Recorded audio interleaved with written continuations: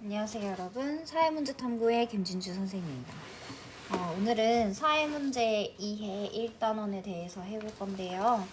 강의가 여러 개로 나눠질 수도 있고 한 번에 찍을 수도 있을 것 같은데 그건 한번 해봐야지 알 것 같아요. 일단 여러분들이 강의를 들으면서 뭔가 혼자서 좀 개인별로 수준별로 이해할 수 있도록 하려고 이 강의를 촬영을 하기로 했고요.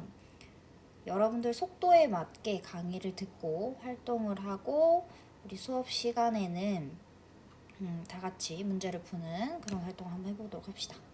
자, 첫 번째로 사회문제 이해 중에 사회문제 의미와 관점인데요. 사회문제라는 것은 무엇이냐면 사회 또는 사회에 존재하고 있는 집단이나 지도에 부정적 영향을 미치는 상태를 의미합니다. 그래서 음주운전, 중후범죄, 아동학대, 높은 실업률 등 우리 사회에는 다양한 사회 문제가 존재하죠. 이러한 사회 문제는 시대와 장소에 따라 다르게 규정이 되고요. 사회의 발전 단계에 따라서 다르게 인식이 될 수 있는데요. 세계화에 따라서 사회 문제들은 그 사회의 역사와 문화에 따른 독특한 특징을 가지고 있는 동시에 다른 사회에서도 공통적으로 나타나는 보편적인 특징도 가지고 있습니다. 그래서 사회 문제는 특수성과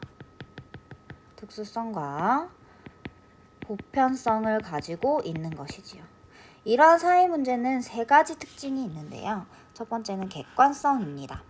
범죄율이나 자살률, 실업률 등과 같이 사회 문제들은 객관적인 수치로 표현되는 특징을 가지고 있어요. 그래서 예를 들어서 2021년도에 대한민국 OECD 국가 중 자살률이 제일 높고 출산율은 가장 낮다.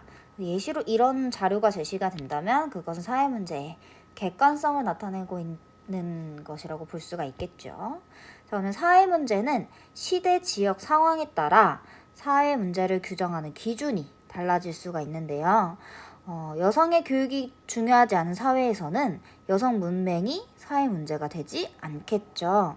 그래서 사회 문제는 그 사회의 특성에 따라서 사회 문제가 되기도 하고 안 되기도 하는 상대성을 가지고 있습니다. 세 번째는 사회 문제는 역사성을 가지고 있는데요.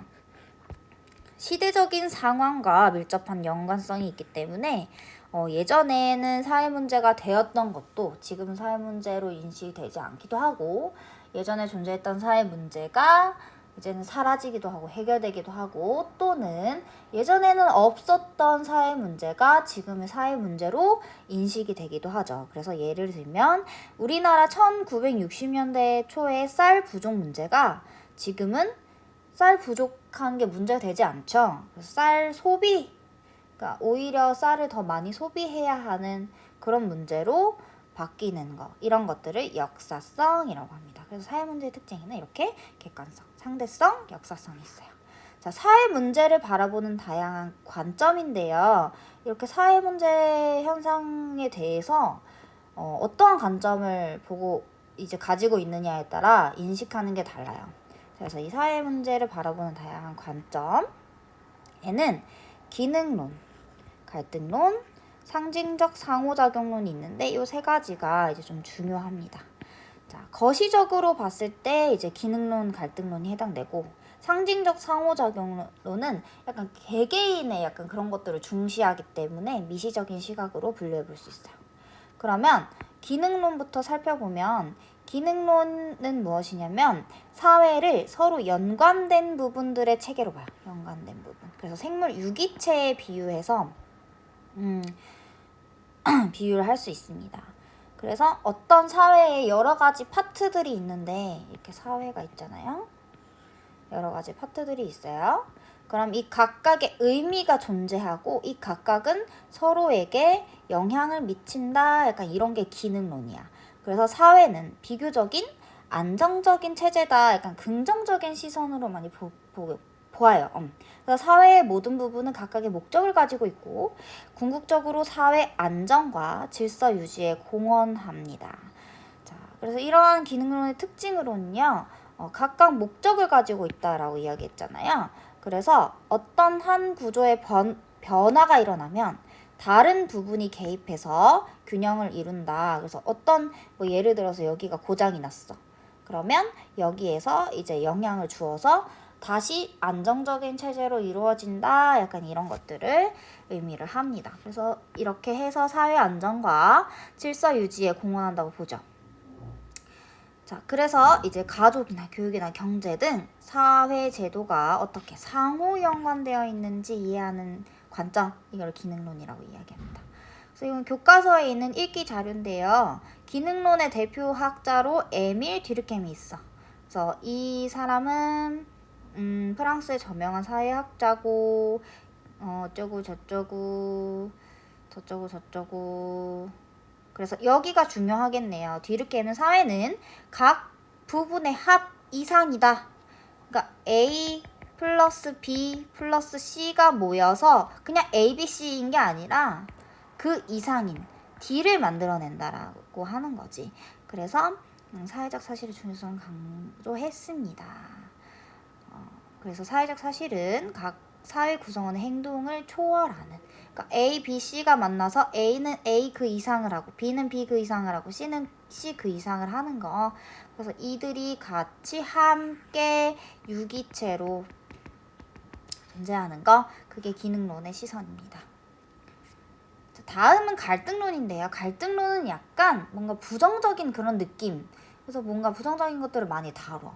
자, 갈등론에서 사회는 한정된 자원을 둘러싸고 항상 갈등이 발생하는 곳이야. 그래서 갈등론이거든. 그래서 한정된 자원을 보다 많이 차지하려는 지배 세력과 그 다음에 피지배 세력 간의 경쟁에서 갈등이 발생한다고 봅니다. 그래서 이 갈등론 입장에서는 집단들이 상호작용하기 때문에 거시적인 접근이라고 할 수 있으니까 그 개개인이 아니라 집단들의 이런 것들을 다루기 때문에 거시적 접근에 해당이 되고요. 그래서 갈등론에서 주로 이제 다루는 사회 문제는 이제 부유층과 빈곤층 간의 갈등이 교육, 보건, 주거에 어떤 영향을 미치는가, 이런 느낌이야. 그래서 특징을 보게 되면은 사회적인 불평등이 발생을 했을 때 지배 세력은 현상을 계속이 아니죠? 계속 지배 세력은 현상을 계속 유지하기 위한 규칙과 기준을 만든다. 특히 계급, 인종, 종교성, 연령 등 사회 문제로서의 불평등을 발생시키는 요인에 관심을 둡니다. 갈등론의 대표학자로서 칼 마르크스가 있죠. 칼 마르크스 유명한 사람이잖아요. 인간 사회는 생산수단을 통해 지배하는 지배계급과 임금을 위해 노동하는 노동계급 간의 계급투쟁을 통해 발전한다고 봅니다. 또한 사회의 물질적인 조건이 인간의 의식을 결정하며 문화적 정치적 조건은 경제적 토대에 의해 결정된다고 주장한 사람. 이 사람이 칼 마르크스. 칼 마르크스는 갈등론의 대표학자이죠. 만약에 우리가 시험 문제가 나온다고 하면 여기 지문 같은 거를 예시로 들어서 이렇게 해서 만약에 이 가에 해당하는 뭐 사회적인 관점 이렇게 나올 수도 있겠고, 이 사회 관점의 특징 이런 식으로도 물어볼 수가 있겠죠. 자, 세 번째는 상징적 상호작용론인데, 상징적 상호작용론은 사람들 간의 개별적인 상호작용이 그들의 행위와 사회에 어떤 영향을 미치는가에 대한 관점이에요. 그래서 집단이나 제도가 아니라 개개인을 다루기 때문에 미시적인 접근이라고 이야기했습니다. 그래가지고요, 특징은 어떤 게 있냐면 몸짓이나 말, 이미지 같은 상징이 나와요. 이런 것들이 의사소통에 영향을 미치고 이런 상징의 의미에 따라 서로 상호작용한다라고 봅니다. 그래서 사회문제로 규정하는 현상이 나타나는, 이게 중요하겠네요. 사회문제로 규정하는 현상이 나타나는 상징들이 개개인에게 어떠한 의미를 주는가에 관심이 많아요.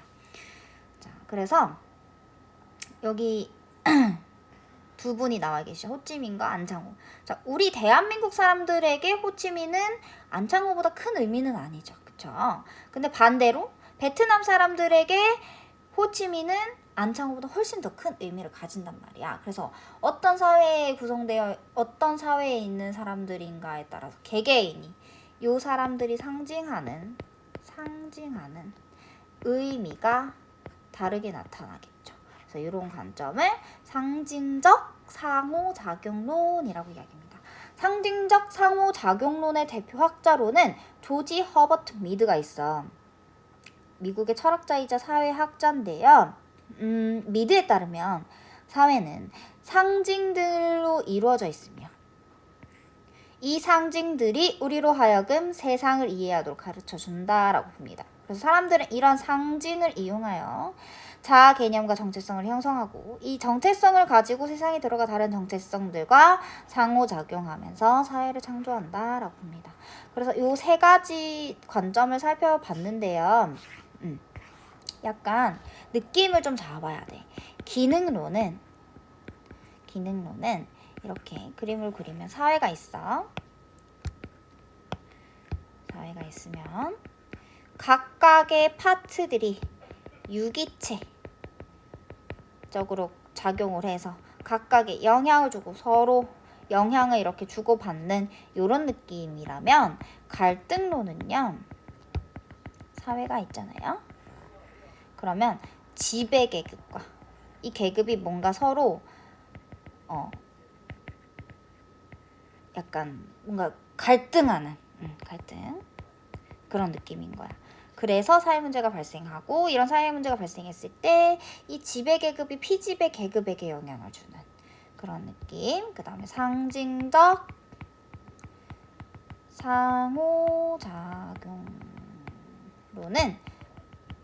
사회가 각각의 개인으로 구성이 되어 있고 어떠한 것이 이 개인에게 주는 의미와 그리고 상징이 각각 다르다 이렇게 보는 것. 그래서 요 느낌을 잡아가면은 문제를 푸는데 어렵진 않을 것 같아요. 자, 그래서 활동인데요. 이거 교과서에 나와 있는 활동이거든. 그래서 여기 왼쪽에 보면 새로운 사회 문제로 떠오른 혐오와 분노의 정서. 그래서 요즘에 무슨 뭐 이런 말 많이 쓰잖아. 최근에는 그렇게 많이 쓰는 것 같지는 않은데 어떤 집단을 향한 혐오 정서가 계속해서 일어나고 있죠. 요즘에 뭐 MZ 세대나 아니면 꼰대 이렇게 해가지고 세대를 나누어서 뭔가 혐오하는 그런 정서들이 있죠. 그리고 특히 장애인이나 이주민 등은 혐오 표현의 대상이 돼서 물질적인 정신적인 피해를 계속 받아오고 있죠. 자, 그래서 여러분들이 이거 한번 해보세요. 주변에서 혐오와 관련된 사례 어떤 것이 떠오르는지 여기다가 적어보세요. 그래서 나는 여러분들 강의를 들었는지 이거 활동했는가를 보고 좀 판단하려고. 그래서 강의를 들었으면 여기 이렇게 잘 적혀져 있겠지? 자, 그다음 활동 2번 보면요. 약물 남용을 바라보는 세 가지 관점이 있어요. A 관점을 보게 되면 약물 사용자들의 사회 경제적인 불평등에 주목하잖아요.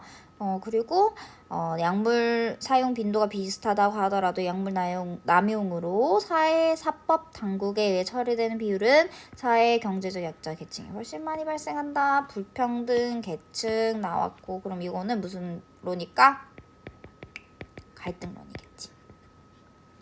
네, B 관점을 보게 되면 약물 남용의 규정이 사회 구성원들이 어떻게 규정하느냐에 따라 달려있대. 각각의 개인의 약물의 의미가 다르겠지. 그치? 그래서 성인들에게는 합법화되어 있고 미성년자들에게는 그렇지 않다. 그래서 사회 구성원들의 사회 구성원들이 약물을 생각하는 상징, 의미 이런 것들이니까 상징적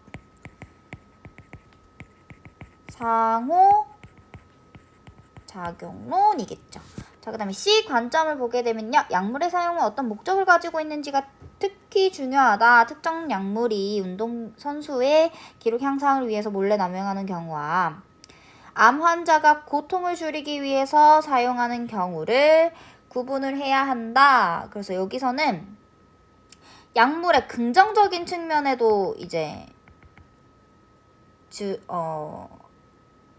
긍정적인 측면도 보고 있잖아요. 그러니까 약물의 어떠한 기능 이런 것에서 초점을 맞추고 있기 때문에 요것은 기능론입니다. 여기서 약간 헷갈릴 만한 게 뭐랄까 여기 운동선수, 암환자 이렇게 되어 있으니까 각각의 개인이 미치는 영향이 다른 거 아니야? 그러면 상징적 상호작용론 아니야? 이렇게 생각을 할 수가 있는데 이 경우에는 C 관점은 기능론이에요.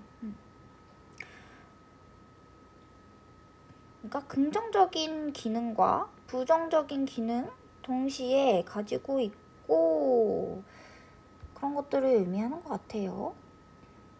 나도 좀 헷갈려. B랑 C랑. 근데 B는 상징적 상호작용론, C는 기능론에 해당이 됩니다. 좀 어려워. 자, 다음은 사회문제 탐구를 위한 과학적 방법인데요. 사회문제 탐구를 위해서는 과학적인 태도를 가지고 있어야겠죠. 4가지 태도가 있네요. 개방적 태도, 객관적 태도, 상대주의적 태도, 성찰적 태도. 자, 개방적 태도는 특정 이론을 무조건 따르거나 배척하지 않는 태도예요. 그러니까 어떤 이론에 대해서 개방적으로 열려있는 태도를 이야기를 하는 거지. 그래서 사회문제 복합적인 특성을 이해하고 이를 바라보는 관점이 다양하다라는 걸 인정을 하는 태도이죠. 자, 그 다음에 객관적인 태도는요. 연구자가 사실 주관적인 가치나 선입견을 배제하고 본인의 생각이나 이런 가치를 배제를 하고 특정 가치에 치우치지 않는 중립적인 입장에서 사실 그대로를 관찰하는 태도를 이야기를 하는 거죠. 자, 그래서 개방적인 태도 같은 경우에는 뭔가 내 연구에 오류 같은 게 생기잖아. 그런 것들을 인정하는 거. 그리고 비판이나 지적을 수용하는 태도를 의미하고 객관적인 태도는 우리가 뭐 어떤 자료를 수집했어. 그래서 내가 뭐 세운 가설에 맞추고 싶잖아. 내가 이 가설을 세웠는데 거기에 이제 부합하는 거면 좋겠잖아.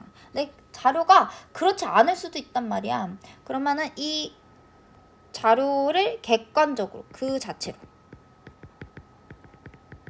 보는 거. 그래서 가치나 선입견을 배제하고 보는 거. 이런 것들을 이제 객관적 태도라고 이야기를 합니다. 그 다음에 상대주의적 태도는요. 사회 문제는 상대성을 띈다고 했잖아요. 그러니까 어떤 시대나 사회적 맥락에 따라서 다 달라질 수 있단 말이야. 그래서 그 시대 그리고 그 사회적인 맥락을 고려해서 주어진 문제에 대해 이해하려는 태도이죠. 시대와 사회적 맥락 환경을 고려한다. 그래서 오른쪽에 있는 자료를 보게 되면 레비스트로스가 만난 브라질 원주민. 그래서 프랑스 인류학자 이 사람은 자신의 기준을 세계의 다른 나머지 부분에 부여하려는 오만하고도 잘못된 전통에 대해서 반대한다. 서구 사회가 그렇다고. 그러니까 어떤 태도를 가져야겠어? 상대주의적인 태도를 가져야겠죠. 왜냐면 이 문화의 가치가 오만한 거리래. 뭐래? 뭔가 뭐라고 하냐? 뭔가 열등한 걸 이렇게 보는 게 아니라 그 자체의 가치를 인정하는 거죠. 문화는 다양하니까. 자, 그래서 요거는 상대주의적인 태도.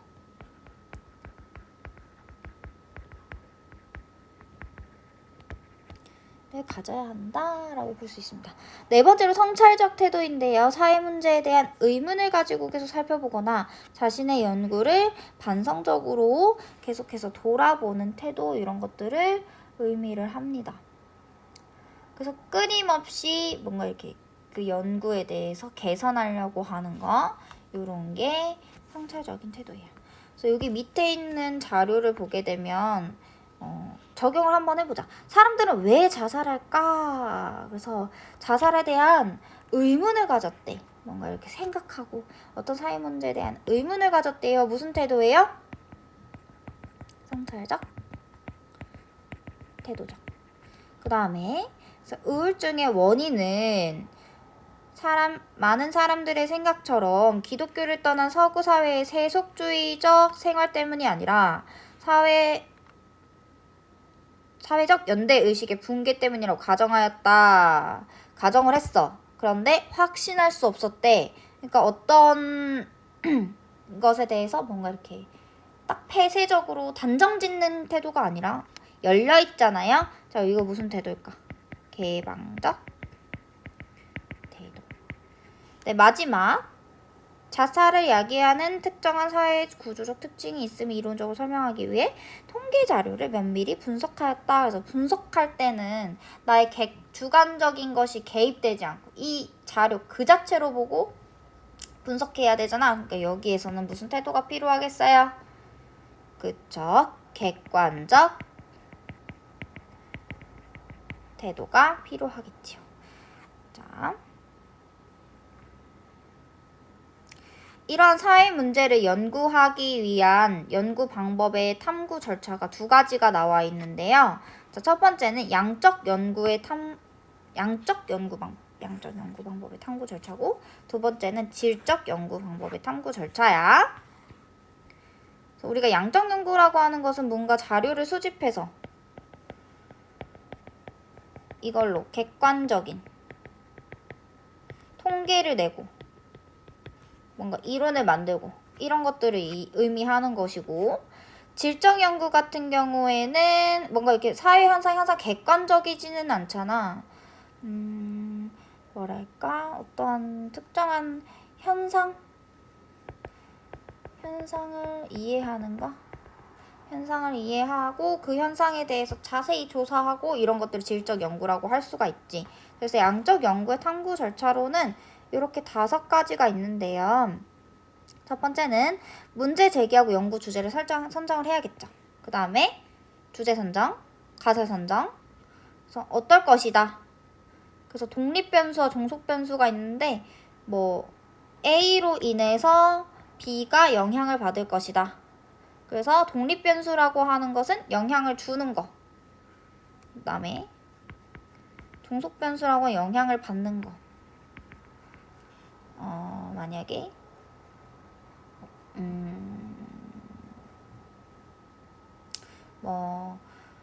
미디어 시청이 너무 많으면 집중력이나 이런 것들이 저하될 수 있다 라고 할 때 여기 미디어 시청을 많이 하는 것은 독립 변수에 해당되고, 그 다음에 집중력이라고 하는 것은 종속 변수에 해당이 되겠죠. 미디어 시청으로 인해서 집중력이 저하되는 것이니까. 자, 그래서 인터넷 이용 시간이 많을수록 비만율이 높을 것이다. 여기서 인터넷 이용 시간은 독립 변수에 해당되고 비만율은 종속 변수에 해당이 되겠죠. 인터넷 이용 시간으로 인해서 비만율에 영향을 받는 거니까. 세 번째 단계는 연구 설계 단계인데요. 연구 주제와 가설을 설정했으니까 이제 연구를 어떻게 진행할 것인지 구체적인 활동 계획과 자료 방법, 조사 대상, 유의사항 등을 구상하는 단계입니다. 그리고 나서는 이제 연구에 대한 설계를 다 했으니까 자료를 수집을 하는데, 양적 연구 방법에서는 주로 질문지법과 실험법을 활용해서 자료를 수집을 해요. 그래서 질문지법은 설문조사 같은 걸 이야기를 하는 거고, 실험법은 이제 통제 집단과 그렇지 않은 집단의 실험을 진행을 해서 실험 자료를 비교하는 거죠. 이렇게 수집한 자료들은 이제 양적 연구 단계에서는 주로 통계 분석 기법을 통해서 변수 간의 관계를 분석하는데, 그래서 일반화된 뭔가 법칙을 찾아내거나 이렇게 합니다. 그래서 가설이 검증되거나 일반화되는 이제 단계를 오게 되는데요. 가설의 타당성, 앞에서 설정한 가설이 맞는지 아닌지 검증을 해서 그 가설이 맞다면 채택, 그렇지 않다면 기각을 합니다. 그래서 가설이 검증되면 결론을 도출하고, 그리고 또 다른 상황에 적용이 가능한 일반화를 정립을 하게 됩니다. 자, 그런데 질적 연구 방법은 좀 탐구 절차가 달라요. 질적 연구 방법에서는 가설을 설정하지 않습니다. 가설 설정이 없어요. 왜냐하면 질적 연구 방법에서는 뭔가 어떤 현상을 좀 깊게 이해하는 거, 심층적으로 이해하고 해석하기 위해서 하는 거기 때문에 가설을 설정해서 자료를 수집해서 뭔가 어떤 법칙을 찾아내는 이러진 않습니다. 그래서 질적 연구 방법에서는 연구 문제를 먼저 선정하고요. 그 다음에 바로 연구 계획을 수립하고 자료 수집을 하는데 양적 연구 방법에서의 자료 수집 방법과는 좀 차이가 있어요. 현지 조사를 실시해서 자료를 수집하는데 주로 참여 관찰이나 직접 이렇게 들어가서 관찰하는 거, 그리고 또는 비구조화된 면접 방법. 비구조화된 면접, 그리고 자료는 녹음, 메모, 촬영 등으로 수집을 합니다. 이렇게 수집된 자료를 해석하는 단계가 있는데요. 뭔가 분석하고 이렇게 해서 법칙 찾는 게 아니라 그 자료 자체를 해석해서 자료를 요약하고 기존의 연구와 일치하는지 확인하거나 아니면은 이제 기존의 이론을 이제 뒷받침하기 위해서 자료를 모았다. 그러면 이제 그거에 대한 결론을 도출하겠죠. 그래서 마지막은 결론 및 재현. 그래서 결론을 도출하고 다양한 사회 문제를 해석할 수 있는 이론적인 재현을 합니다. 그래서 명확한 법칙을 제시하진 않지만 어떤 일관된 견해는 제시할 수 있어야 해요. 그래서 이게 양적 연구와 질적 연구의 차이야. 그래서 밑에 보면은 스마트폰 중독을 주제로 양적 연구를 했을 때 질적 연구를 했을 때가 나와 있거든.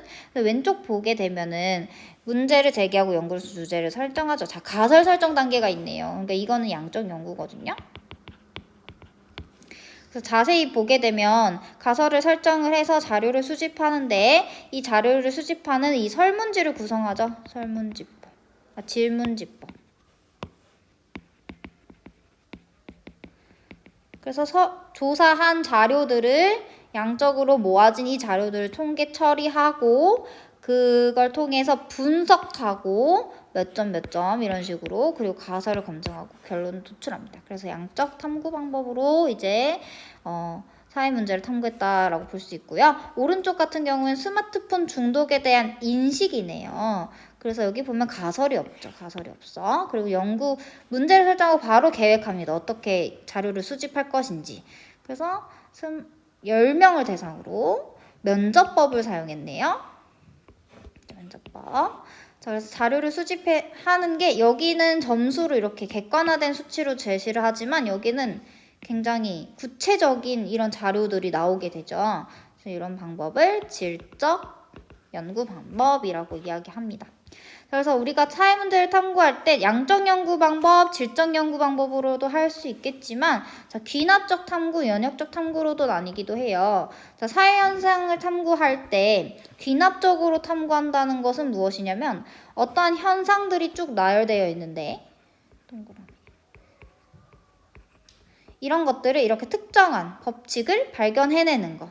그래서 특정한 것에서 일반화된 것들을 뽑아내는 거, 유형을 발견하는 거, 이런 것들을 귀납적인 탐구 방법이라고 이야기합니다. 예를 들어서 주변에 특정 종교를 지닌 사람들이 유난히 A 정당을 지지하더라 라고 해서 이 발견해내는 거죠. 자, 근데 연역적 탐구 방법은 좀 반대예요. 일반적인 것에서 특수하고 구체적인 것으로 나아가는데 특정 종교의 신자는 A 정당을 지지한다 라고 하는 이론이 먼저 나와 있고요. 그것에 뒷받침하는 근거들을 이제 찾아내는 거. 이런 것들이 연역적 탐구 방법입니다. 자, 이러한 사회 문제를 탐구하기 위해서는 여러 가지 방법을 통해서 자료를 수집할 수 있는데요. 4가지가 있습니다.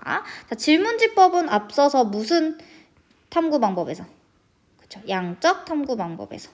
면접법은 질적 탐구 방법에서. 참여관찰법은 질적 탐구 방법에서. 문헌연구법은 2가지에서 모두 이루어질 수 있어요. 자, 질문지법부터 보면 질문지는 탐구 주제에 적합하면서도 응답자가 쉽게 이해할 수 있도록 간결하고 명료하게 작성을 해야 합니다. 연구자의 가치가 개입되거나 아니면 특정 대답을 유도하는 방식으로 작성될 수 있기 때문에 이것을 유의해야 해요. 그러니까 질문지를 똑같은 걸 물어보는데 어떻게 물어보느냐에 따라서 사람들이 대답을 할 때 뭔가 유도될 수도 있겠지. 자, 그리고 모든 사람들을 대상으로 할 수 없기 때문에 우리는 표본이라고 하는 걸 추출합니다. 표본. 그래서 표본이라고 하는 것은 모집단을 대표하는 사람들을 이야기하는 거예요. 그렇기 때문에 대표성의 원리를 가집니다.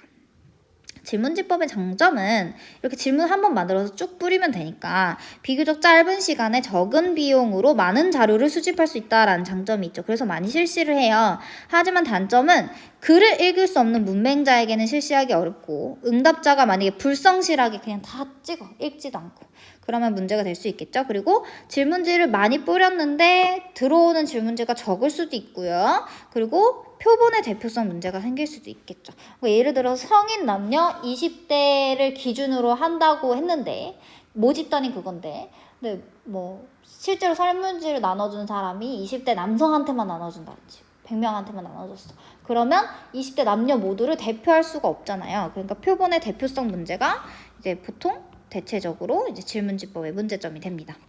자, 면접법은요. 직접 만나서 대화를 하면서 자료를 수집하는 방법인데요. 좀 적은 수의 사례로 깊이 있게 이제 정보를 얻을 때 면접법을 사용을 합니다. 그래서 서로 자유롭게 대화를 하면서 수집하기 때문에 그 연구 대상자의 깊은 생각을 들을 수도 있고 추가적인 질문도 할 수 있습니다. 그래서 장점은 응답률이 굉장히 높겠죠. 왜냐면 이렇게 직접 대면을 해서 물어보는 거니까. 그리고 보충 설명을 해서 응답의 정확성을 높일 수 있어요. 그러니까 설문지법 같은 경우에는 이 질문을 이해를 못했는데 응답자가 그냥 대답하는 경우가 있잖아요. 그런데 면접법 같은 경우에는 이 질문이 무엇을 의미하는지 설명해 줄 수 있다. 이게 장점이고요. 하지만 단점은 면접 대상자를 선정하기가 어렵고 그리고 시간과 비용이 많이 들기 때문에 많이 할 수가 없어요. 그러니까 막 여기서는 1000명을 하는데 여기서는 10명밖에 조사할 수 없고 이런 상황이 생기게 되는 거죠. 그리고 면접자가 누구냐에 따라서 면접자가 전문성을 가지고 있느냐 없느냐에 따라서도 또 대답이 다르게 나올 수 있고 또 면접자의 주관이 개입될 수도 있겠죠. 자, 이런 면접법에는 구조화된 면접과 비구조화된 면접이 있는데요. 구조화된 면접법은 직접 질문을 다 준비하고 시나리오대로 하는 거예요. 그래서 어떠한 폐쇄적인 질문을 하고 어떤 반응을 끌어낸다. 자, 그런데 비구조화된 면접법은 뭐냐면 연구자가 연구 대상자의 자연스러운 대화를 통해서 그 흐름을 통해서 가는 거예요. 그래서 답이 일정하게 제한되어 있지 않고 자유롭게 표현될 수 있으며 개방형 질문을 더 많이 사용합니다. 우리가 약간 그런 거지. MBTI 같은 데서도 막 J는 정해진 거 위주로 그거에 따라서 가잖아요. 근데 P는 그때그때 인식하고 막 그때그때 상황에 따라서 가잖아요. 약간 이런 느낌인 거지. 자, 그 다음에 참여 관찰법 볼게요. 연구자가 연구 대상과 함께 생활하는 거.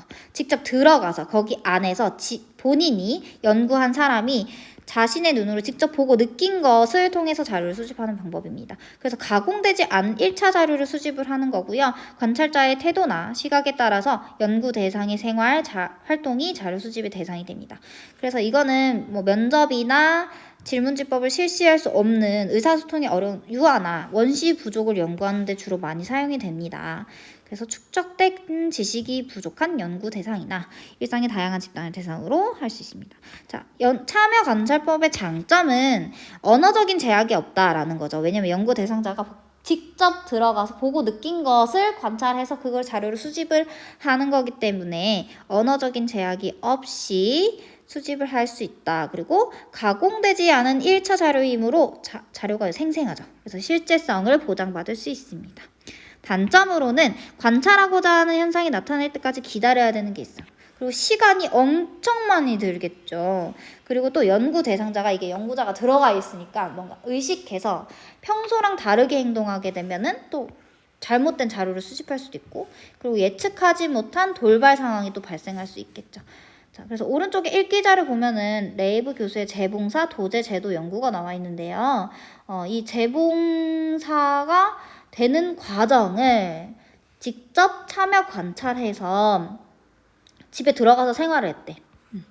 그래서 들어가서 어떤 식으로 과정이 이루어지고 있는지 이런 것들을 직접 참여 관찰해서 연구를 수행하는 경우 이런 것들을 참여 관찰법이라고 합니다.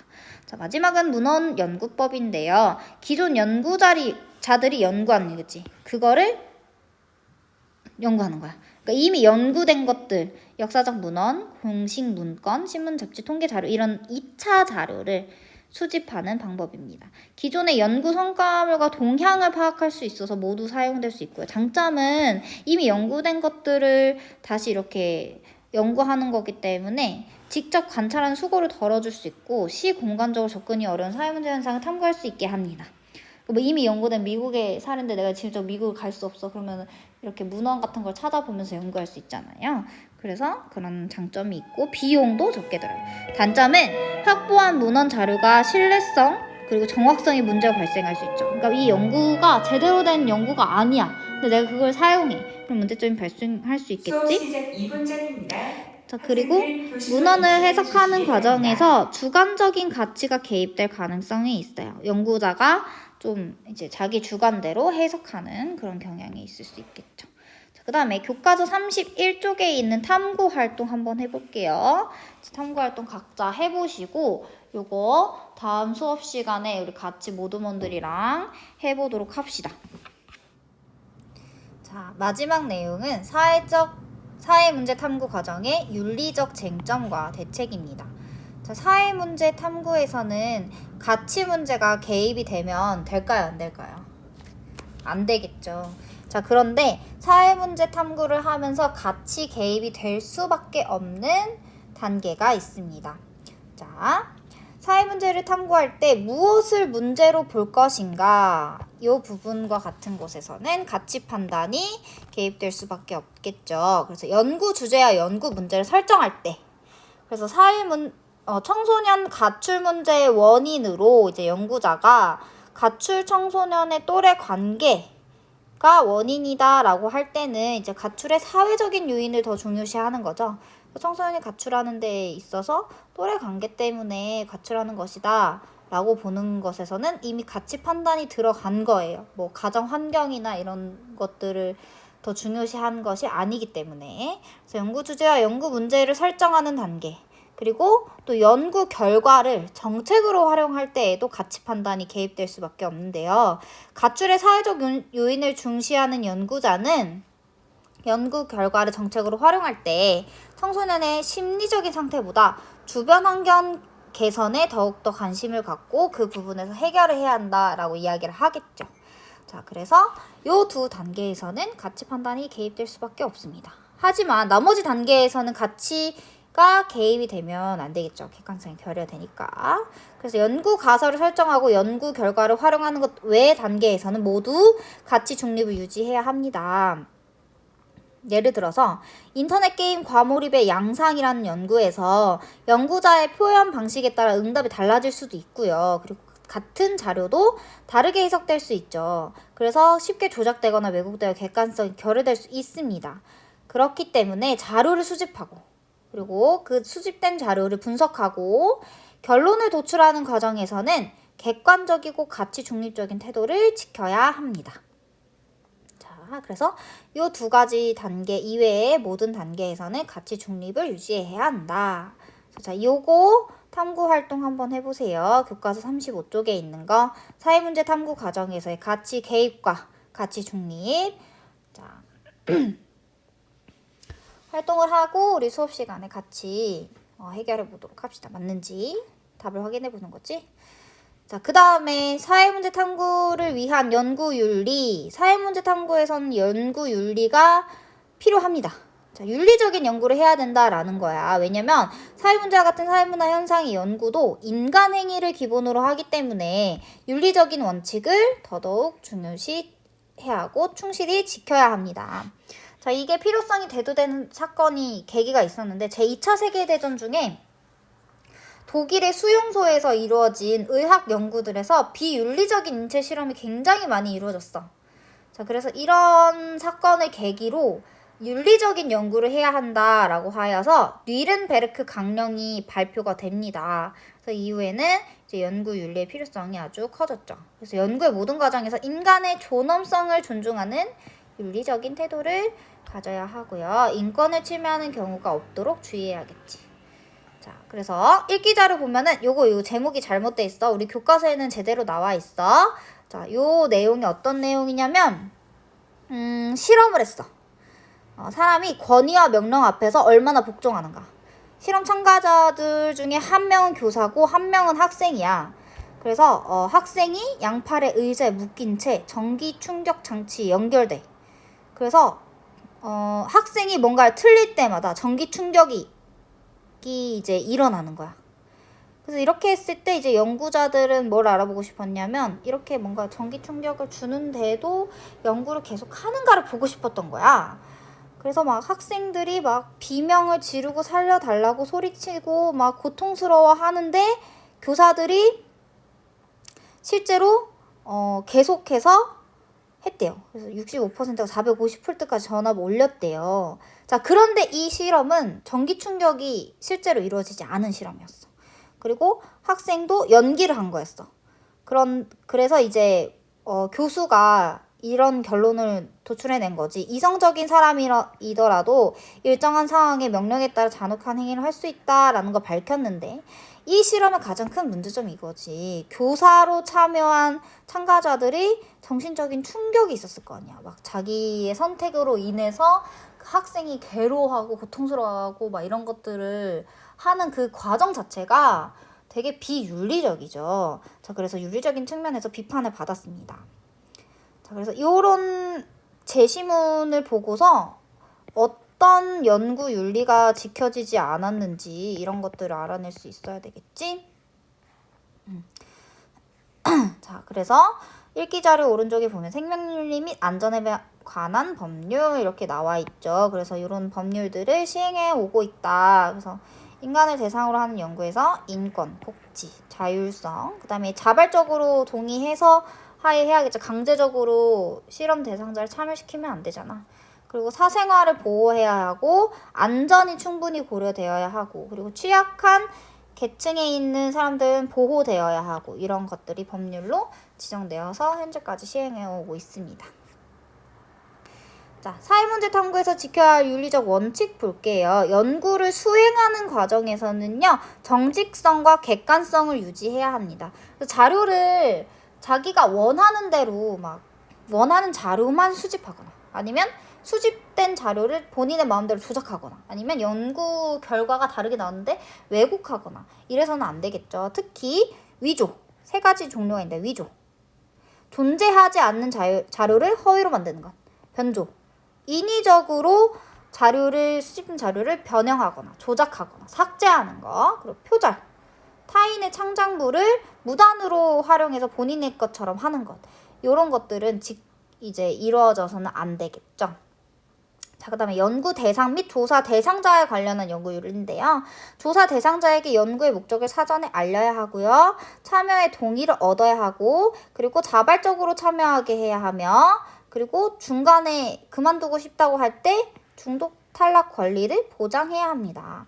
그리고 불가피하게 연구 목적을 사전에 알리지 않는 경우에는 끝나고라서도 꼭 알려야 하고 그리고 양해를 구해야 되지. 그리고 우리가 연구를 할 때 그 조사 대상자의 그런 연구 과정에서 개인정보 이런 것도 보호가 되어야 하겠죠. 그리고 사생활과 익명성 보장해야 합니다.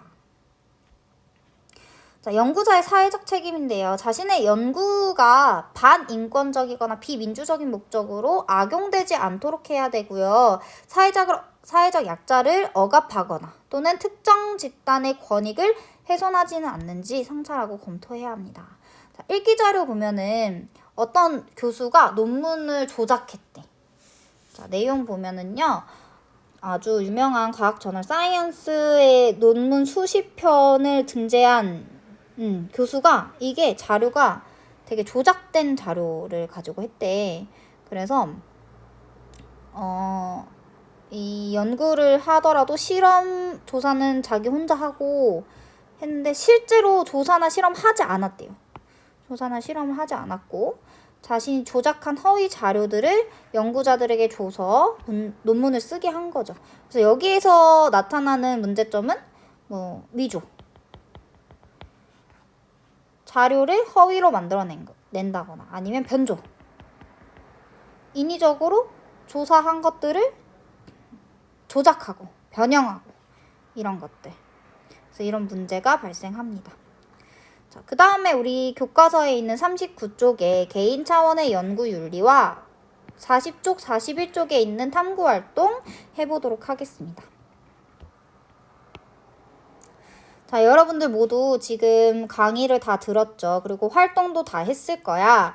그래서 앞에 나와 있는 거 요거 혐오와 분노의 정서 이거랑 교과서 31쪽에 있는 활동, 교과서 35쪽에 있는 활동, 그리고 교과서 39쪽, 41쪽에 있는 활동들을 모두 한 상태로 다음 시간에 만나서 우리 모두원들끼리 같이 확인해보는 시간, 그리고 문제풀이 하는 시간을 갖도록 하겠습니다. 자, 강의 듣느라 수고했어요.